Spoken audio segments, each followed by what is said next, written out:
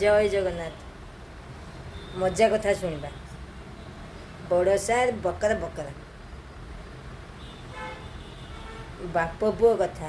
पुओ कहला बापा तमे ऑफिस की पढ़ाऊच, मामा मोबाइल टिपिला, मामू पेपर पढ़िले, माउसी कंप्यूटर चलेले, मु मो लैपटॉप चलेली। बिचारा जेजेमा खटरे पड़ी अबस होचंदी। भारी दुख लगुच। बापा गोटे टीवी आनी दियो ना, जेजेमा देखिबे, जेजेबापा को भूली जिबे। आ टीवी देखी देखी से बहुत खुशी हेबे। तांकर बाकी दिन से ही कटिଯିବ। हाँ रे पुओ, मु कौन मना कली कि मु राजी अच्छी, किंतु तो मामू माउसी परा करे दौना मना कर खाली।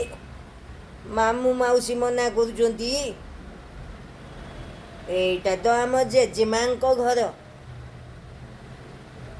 जेजेमा मालिक।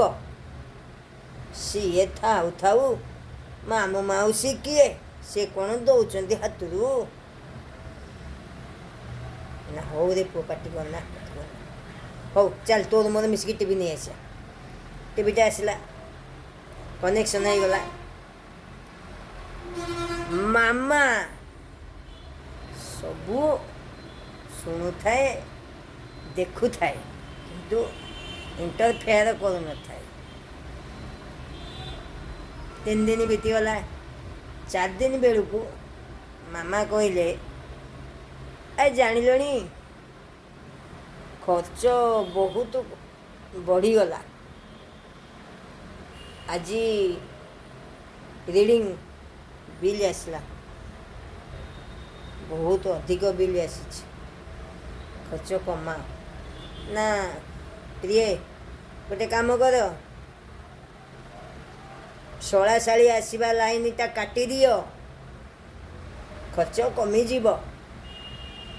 कौन कहल? मो भाई भौणी आसवा लाइनटा काटिदेवी। तुम गोटे काम कर न,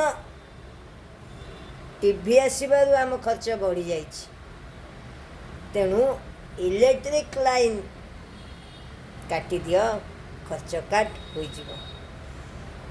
पुओ सब शुणुला, दौड़ी आसला, कहला बापा मामा तमें तुच्छा झगड़ा करनी।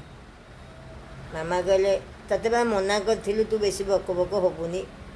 बकर बकर हवाटा भल नुह, बहुत खराब ना। ताले मामा मु काली स्कूल गले आम बड़ सार को कहबी। आम बड़ सारे बुढ़ा जिते बेले आम क्लास को आसुचंदी हरदम खाली बकर बकर बकर बकर चलई।